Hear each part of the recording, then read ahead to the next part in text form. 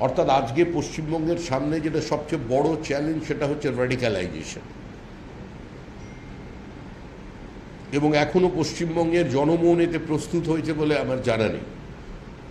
যদি হতো তাহলে যেদিন ফিরহাদ হাকিম খোলাখুলি দাওয়াতে ইসলামের কথা বলেছিলেন কলকাতার মেয়র হিসেবে, কলকাতার মানুষরা রাস্তায় নামতেন।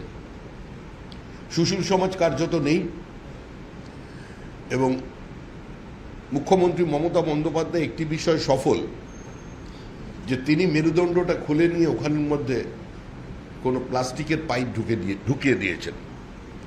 কোনো প্রতিবাদ নেই। যে প্রগতিশীলেরা কখনো আপনাদের প্রেস ক্লাবে, কখনো আপনাদের বিভিন্ন অনুষ্ঠানে কনক্লেভে গিয়ে এপার বাংলা ওপার বাংলাকে এক করে দেবার কথা বলেন, বাংলা ভাষার কথা বলেন,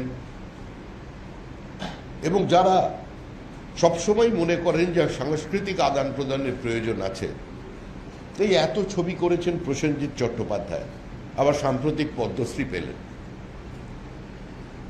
গৌতম ঘোষ অনেক ছবি করেছেন, আবার একজন তো মঞ্চ আলো করে থাকছেন জয়া হাসান। এরা কেউ প্রতিবাদ করছেন না। ওখানের শিল্পীরাও যে আক্রান্ত, ওখানের শিল্পীরাও যে রক্তাক্ত, এ নিয়ে কেউ কোনো কথা বলছেন না।